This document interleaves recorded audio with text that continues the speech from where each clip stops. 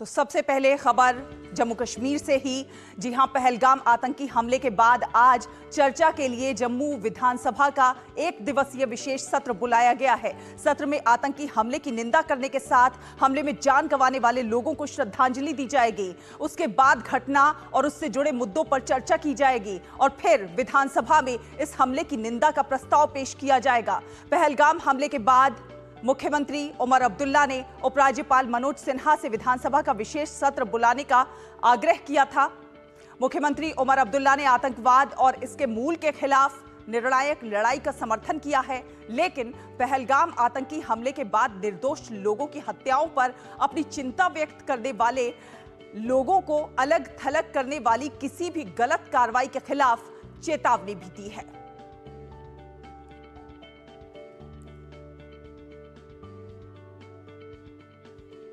और आपको बता दें कि पहलगाम आतंकी हमले के बाद पाकिस्तानी नागरिकों के लिए वीजा सेवाएं तत्काल प्रभाव से निलंबित होने के बाद कल शाम अटारी वाघा बॉर्डर बंद होने के समय तक 536 पाकिस्तानी नागरिक अपने देश वापस जा चुके हैं, तो वहीं 836 भारतीय नागरिक स्वदेश वापस लौट चुके हैं। हालांकि लॉन्ग टर्म वीजा रखने वाले हिंदू पाकिस्तानी नागरिक भारत में रह सकते हैं और उनके वीजा पर इसका कोई असर नहीं पड़ेगा।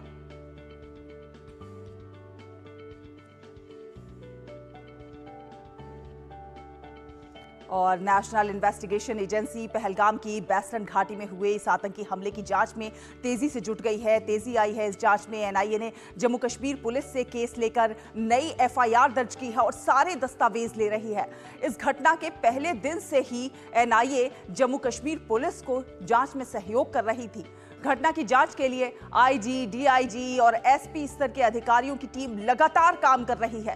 प्रत्यक्षदर्शियों से पूछताछ भी कर रही है। इन्वेस्टिगेशन में फॉरेंसिक और दूसरे एक्सपर्ट्स की मदद भी ली जा रही है।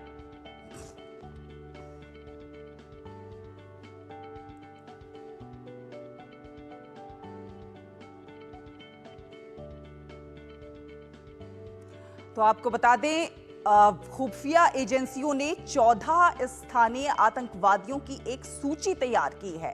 सूत्रों ने जिन आतंकियों के नाम साझा किए हैं उनमें आदिल रहमान डेंटो, आसिफ अहमद शेख और एहसान अहमद शेख, हारिस नजीर। तो जैश ए मोहम्मद का आसिफ अहमद शेख है जो जिला अवंतीपुरा का है, वहीं एहसान अहमद शेख जो है वो जिला पुलवामा का है। लश्कर तैयबा से जुड़ा हुआ है। 14 स्थानीय आतंकवादियों की लिस्ट जारी की है और उसके ये नाम हम बता रहे हैं। हारिस नजीर जो है जिला पुलवामा से है, लश्कर तैयबा से जुड़ा हुआ है। ये तमाम स्थानीय जो मदद करते रहे हैं। एक आमिर नजीर वानी है, जिला पुलवामा से है, जैश ए मोहम्मद से जुड़ा हुआ बताया जा रहा है। 14 ये स्थानीय आतंकी हैं जिनकी लिस्ट जारी हुई है। यावर अहमद भट्ट जो है जिला पुलवामा का है, जैश ए अहमद से जुड़ा बताया जा रहा है। वहीं आसिफ अहमद खांडे जिला शोपियां का है, हिजबुल मुजाहिदीन का कार्यकर्ता बताया जाता है। तो ये 14 आतंकियों की, स्थानीय आतंकियों की लिस्ट हम आपको बता रहे हैं। नसीर अहमद वानी जिला शोपियां का है, लश्कर तैयबा से जुड़ा हुआ है। वहीं शाहिद अहमद कुटे जिला शोपियां का है, लश्कर तैयबा द रेजिस्टेंस फ्रंट से जुड़ा बताया जा रहा है। आमिर अहमद डार जिला शोपियां का है। तो जम्मू कश्मीर के पहलगाम में हुए इस आतंकी हमले के बाद सीमा पर जो सुरक्षा व्यवस्था की बात की जाए तो वो चाक चौबंद कर दी गई है और इस हमले के बाद तमाम जो सीमावर्ती जिले हैं उनमें हाई अलर्ट घोषित कर दिया गया है। सुरक्षा एजेंसियां पूरी तरह से सतर्क नजर आ रही हैं और इस बीच नेवी और एयरफोर्स भी पूरी तरह से तैयार है। पहलगाम आतंकी हमले के बाद देश की सरहदों पर सुरक्षा व्यवस्था को लेकर बेहद सतर्कता बरती जा रही है। जम्मू कश्मीर के सीमावर्ती गांवों में सुरक्षा व्यवस्था कड़ी कर दी गई है। बीएसएफ, पुलिस और विलेज डिफेंस गार्ड के जो सदस्य हैं उनकी बैठकें हुई हैं जिसमें बंकरों की मरम्मत और गश्त बढ़ाने पर भी चर्चा हुई है। स्थानीय लोग रात में गश्त कर रहे हैं। पुंछ, राजौरी और कठुआ जैसे क्षेत्रों में ड्रोन की निगरानी बढ़ा दी गई है।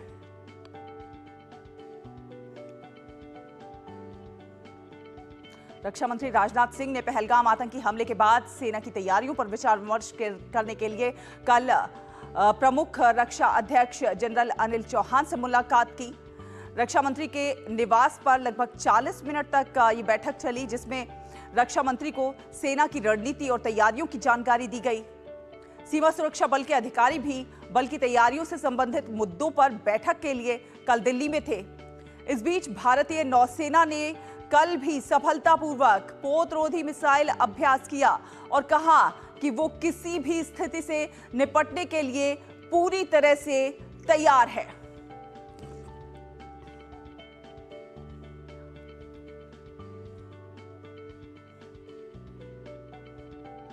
तो हमारे साथ हमारे दो संवाददाता ज्यादा जानकारी के साथ ग्राउंड जीरो से हमारे साथ जुड़ रहे हैं। अश्विनी मिश्र जो कि श्रीनगर से हैं, हमारे साथ जुड़ रहे हैं। वहीं गुरमीत सिंह अटारी से हमारे साथ जुड़ रहे हैं। आप दोनों को ही सुप्रभात।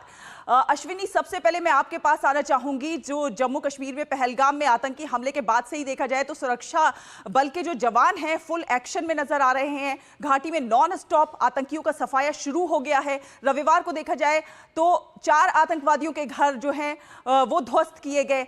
कहीं ना कहीं आतंक की कमर तोड़ने की पूरी तरह से तैयारी हो गई है। निश्चित तौर से शाला, और वो लगातार कार्रवाई दिख रही है, क्योंकि वो कार्रवाई चाहे ग्राउंड जीरो पर हो, चाहे आतंकवादियों को पनाह देने वाले लोग हों, आतंकवादियों को शरण देने वाले लोग हों, आतंकवादियों को समर्थन देने वाले लोग हों, इनको सबको चिन्हित करके उनके खिलाफ कार्रवाई की जा रही। जैसा कि आपने बताया 14 आतंकवादियों की एक टेंटेटिव सूची है, वो पब्लिक डोमेन में है, जिसमें से 3 जो है जैश ए मोहम्मद के थे, 3 जो है हिजबुल मुजाहिदीन के हैं, और उसके बाद 8 आतंकवादी उसमें से आप मान के चलिए वो लश्कर ए तैयबा के हैं। ये सारे जो है वो सक्रिय हैं, पूरी तरीके से सक्रिय हैं। अधिक एक जो है उसमें से 2016 से पाकिस्तान जा चुका है, वहाँ से ट्रेनिंग लिया है। उसके अलावा मैक्सिमम जो है 2021-2022 से सक्रिय आतंकवाद में जुड़े हैं। इन लोगों के घरों के खिलाफ जो मैक्सिमम जो घर जो है विस्फोट में जो ध्वस्त हुए हैं, उनमें से अधिकांश इनमें से इस सूची में जुड़े हुए आतंकवादी हैं। इसके अलावा मैं एक चीज़ और कहूँगा कि पूरा का पूरा जो यहाँ पर इकोसिस्टम था, जो कि किसी तरीके से समर्थन देता था, सहायता मुहैया कराता था, लॉजिस्टिक सपोर्ट करता था, उनको चिन्हित करके 150 से ज़्यादा लोगों से पूछताछ की गई है। काफ़ी लोगों को गिरफ्तार किया गया है। पूछताछ की संख्या आप समझे कि पहलगाम से 22 तारीख के हमले के बाद से लेकर अब तक हज़ारों से पूछताछ की गई और सैकड़ों को डिटेन भी किया गया है। एक विशेष जो डेवलपमेंट है वो ये है कि आज से जम्मू में विधानसभा का विशेष सत्र है। ये संसदीय यहाँ के विधानसभा के इतिहास में, जिसको संसदीय इतिहास पार्लियामेंट्री भी कहा जा सकता है राजनीतिक शब्दों में, कि राजनीतिक इतिहास में, माफ़ करिएगा, यहाँ के राजनीतिक इतिहास में ये अलहदा है। पहली बार है कि जब विशेष सत्र का आयोजन किया जा रहा आतंकवाद के खिलाफ। मुख्यमंत्री उमर अब्दुल्ला, उप मुख्यमंत्री, भाजपा के नेता, अन्य सभी राजनीतिक दलों ने जब सर्वदलीय बैठक की थी यहाँ पर SKICC में, तो खुले शब्दों में, कड़े शब्दों में आतंकवाद की निंदा की थी।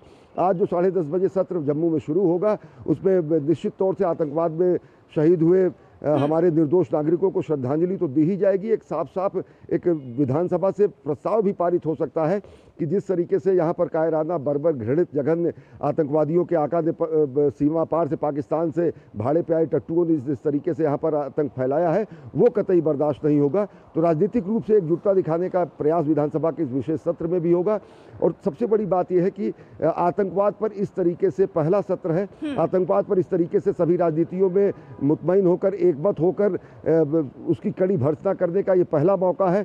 और ये भी है कि यहाँ का एक एक व्यक्ति इस आतंकवादी जरूरी है अश्विनी कि आतंकवाद के खिलाफ सभी एकजुट हो और साथ मिलकर आवाज उठाएं, तभी इसका खात्मा किया जा सकता है। अटारी वाघा बॉर्डर से हमारे संवाददाता हमारे साथ जुड़े हुए हैं, उनसे जान लेते हैं कि कितने पाकिस्तानी अटारी वाघा सीमा के जरिए भारत से रवाना हो चुके हैं और कितने जो हैं भारत आ रहे हैं, आ चुके हैं। क्या कुछ अभी प्रक्रिया जारी है? देखिए, सबसे पहले आपको बताना चाहेंगे कि सुबह का समय है और अटारी बॉर्डर पर जो इंटीग्रेटेड चेक पोस्ट है, वहां पर जो दफ्तर का कार्य है इमिग्रेशन एंड कस्टम डिपार्टमेंट का, वो 10 बजे शुरू होता है। मगर अक्सर ऐसा होता है कि 10 बजे से पहले ही 7 बजे 8 बजे पाकिस्तानी नागरिक यहां पहुंचना शुरू कर देते हैं। और आज भी तस्वीर लगभग वैसी तो नहीं कही जा सकती, क्योंकि पाकिस्तानी नागरिकों की संख्या कम है जो यहां पर पहुंच रहे हैं। मगर सबसे पहले मैं आपको दिखाना चाहूंगा यहां पर एक तस्वीर उन गाड़ियों की जो कि यहाँ पर पहुंची है पाकिस्तानी नागरिकों को लेकर। अभी तक ये 2-3 गाड़ियां पहुंची है, मगर उम्मीद ये है कि जैसे जैसे समय आगे बढ़ेगा वैसे वैसे पाकिस्तानी नागरिक और भी बड़ी संख्या में यहाँ पर आएंगे। मगर एक बड़ा इंटरेस्टिंग फैक्ट जो सुबह निकलकर सामने आया है कि अभी तक जो जानकारी मिल रही थी वो जानकारी ये उपलब्ध है कि 27 अप्रैल तक जितने भी शॉर्ट टर्म वीजा पाकिस्तानी नागरिकों को इशू किए गए थे वो शॉर्ट टर्म वीजा वैलिड रहेंगे और उसके बाद उन्हें रद्द माना जाएगा। मगर आज जो सुबह यहां पर कुछ पाकिस्तानी नागरिक पहुंचे हैं, एक पाकिस्तानी नागरिक से हमारी बात हुई जो कि छत्तीसगढ़ के रायपुर से आए हैं, उनके पास शॉर्ट टर्म वीजा था और वो यहां पर आज एग्जिट करने के लिए पहुंचे हैं। जबकि उन्हें जो जानकारी हमने उनसे जब बातचीत की तो उन्होंने कहा कि हमें जो जानकारी प्रशासन द्वारा, लोकल प्रशासन द्वारा दी गई थी कि आज भी यानी 28 अप्रैल को भी वो भारत से एग्जिट कर सकते हैं। तो इस तरह के कुछ पाकिस्तानी नागरिक भी पहुंच रहे हैं और इसके साथ ही जो मेडिकल वीजा होल्डर है वो भी यहां पर पहुंच रहे हैं और आज कोशिश की जा रही है कि यहां से एग्जिट किया जाए, भारत से एग्जिट करके वापस अपने मुल्क पाकिस्तान में पहुंचा जाए। अब सबसे पहले आपको यह बता देते हैं कि यहां पर जो भी एग्जिट करने का जो प्रोसेस है वो किस तरह से होता है। जो भी गाड़ियां हैं पाकिस्तानी नागरिकों की, जैसे ही 10 बजे जैसे ही दफ्तर खुलने का समय होता है तो उसके बाद ये सबसे पहले जो चेक पोस्ट है यहां पर बीएसएफ के जो सुरक्षा कर्मी है वो खड़े रहते हैं। तो इनके पास जाकर जितने भी पाकिस्तानी नागरिक हैं एक एक करके अपने पासपोर्ट को, अपने डॉक्यूमेंट्स को वेरीफाई करवाते हैं। उसके बाद यहां से ग्रीन सिग्नल दिया जाता है और इसी सड़क पर यदि आप थोड़ा सा आगे चलेंगे और बाईं तरफ इमिग्रेशन जो इंटीग्रेटेड चेक पोस्ट है जहां पर इमिग्रेशन और कस्टम होता है तो वहां पर बाईं तरफ पर ये जितने भी पाकिस्तानी नागरिक हैं वो चले जाते हैं और वहां पर अपना इमिग्रेशन क्लियर करवाते हैं। और जो नॉर्मल प्रोसेस जो यहां पर रहती है वो तकरीबन 1 से 2 घंटे की रहती है। तो उसके बाद फिर पाकिस्तान की तरफ जितने भी पाकिस्तानी नागरिक हैं वो एंटर हो जाते हैं। एक छोटी सी चीज और जानना चाहेंगे कि किस किस राज्य से कितने जो है पाकिस्तानी नागरिक रवाना हुए हैं और कितने पाकिस्तानी नागरिक अभी भी मौजूद हैं?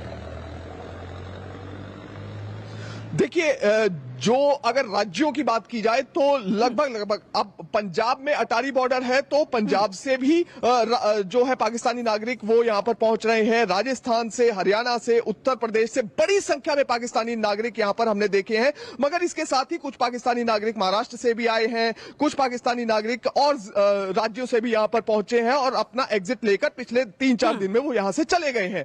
मगर इसके साथ ही जो पाकिस्तानी यहां पर इस समय मौजूद है, यदि यकीन किया जाए जो लोकल एडमिनिस्ट्रेशन द्वारा, जो राज्यों द्वारा, क्योंकि इससे पहले केंद्रीय गृह मंत्री अमित शाह ने अलग अलग राज्यों के मुख्यमंत्रियों से बात की थी और उन्हें निर्देश दिया था कि उनके किसी भी राज्य में उनके जो भी कार्य क्षेत्र है, जो भी राज्य है, रेस्पेक्टिव स्टेट्स है, उनके अंदर कोई भी पाकिस्तानी नागरिक नहीं रहना चाहिए। तो ऐसे में सभी राज्यों द्वारा यह इंश्योर करने की कोशिश की गई है कि लॉन्ग टर्म वीजा होल्डर को छोड़कर कोई भी पाकिस्तानी नागरिक वहां पर ना रहे। इसके साथ ही 29 अप्रैल तक मेडिकल से हम तक ये जो है जानकारी पहुंचाने के लिए बहुत बहुत धन्यवाद आपका। आपसे आगे भी जानकारी हासिल करेंगे। हमारे साथ अश्विनी मिश्र जुड़े हुए हैं श्रीनगर से। अश्विनी के पास आते हैं। अश्विनी, एनआईए ने जांच अपने हाथ में ले ली है और जांच में तेजी भी नजर आ रही है, पूछताछ हो रही है, धरपकड़ हो रही है, साथ ही साथ जो स्लीपर सेल हैं उनका पता लगाना ही बहुत जरूरी है, क्योंकि जब उनकी कमर टूटेगी तभी कहीं ना कहीं आतंक की कमर टूटेगी। निश्चित तौर से उनकी कमर तोड़ने का अभियान भी यहाँ पर तीव्र गति से चल रहा है। ओवरग्राउंड वर्कर्स जो हैं उनकी शिनाख्त सामान्यतया प्रशासन को होती है। स्लीपर सेल्स की पहचान लगभग यहाँ के इंटेलिजेंस इनपुट्स के आधार पर पूरी सूची तैयार की गई है। पूरा एक डोजियर बनाया गया है जिसमें, जैसा कि आपने बताया कि सक्रिय आतंकवादियों के 14 नाम तो पब्लिक डोमेन में है। उसी डोजियर में ऐसे बहुत सारे लोगों के नाम हैं जिसमें जो कि यहाँ पर लॉजिस्टिक सप्लाई करते हैं, मुहैया कराते हैं संरचना, आधारभूत संरचना या किसी तरीके के ट्रांसपोर्टेशन, किसी तरीके का आवागमन, ये सब चीज़ें देते हैं, उनको सहायता मुहैया कराते हैं। और सबसे बड़ी बात यह है कि जो सिंपैथाइजर्स हैं, ये सब चीज़ें तो चलिए आतंकवाद के कड़ी में शामिल होकर देश विरोधी गतिविधियों में आता है। सिंपैथाइजर्स पर भी जो सहानुभूति रखने वाले तत्व हैं वो भी पूरी तरीके से चिन्हित किए गए हैं। जो यहाँ पर ओवरग्राउंड वर्कर्स हैं वो पूरी तरीके से चिन्हित किए गए हैं। तो आप ये मान के चलिए कि आतंकवाद पर एक निर्णायक, करारा अंतिम प्रहार करने की प्रक्रिया यहाँ पर शुरू हो चुकी है। आंतरिक स्तर पर अगर देखें तो आतंकवादियों से एनआईए की, जैसे आपने बात की, एनआईए की टीम ने पहुंचकर जांच अपने हाथ में ले ली है। उन सभी पहलुओं पर ध्यान दिया जा रहा है कि किस तरीके से इस आतंकवादी घटना को अंजाम दिया गया, आतंकवादियों के आने और जाने के क्या कुछ मोडस ऑपरेंडी रहे, उनके इस अंजाम को, कायराना अंजाम को करने के लिए जो क्या मोडस ऑपरेंडी रहे। बड़ी संख्या में लोगों से पूछताछ की जा रही है, जो प्रत्यक्षदर्शी हैं उनसे पूछताछ की जा रही है। एनआईए हर एक एंगल से, हर एक तरीके से इस पूरे मामले की तह में जाकर वो एक बार जरूर मान के चलिए कि यहाँ पर सुरक्षा बल आंतरिक रूप से सभी आतंकवादियों को, स्लीपर सेल्स को और ग्राउंड वर्कर्स को उनकी शिनाख्त कर उनके खिलाफ कार्रवाई कर रहे हैं। और निश्चित तौर से आप ये मानिए कि जो कार्रवाई हो रही वो तो दिख रही है और कल्पनातीत कार्रवाई पूरी दुनिया देखेगी। कार्रवाई का असर नजर आ रहा है, आतंकी कमर तोड़ने के पूरे प्रयास जारी है। बहुत बहुत धन्यवाद अश्विनी, श्रीनगर से हमारे साथ जुड़ने के लिए और ये तमाम अपडेट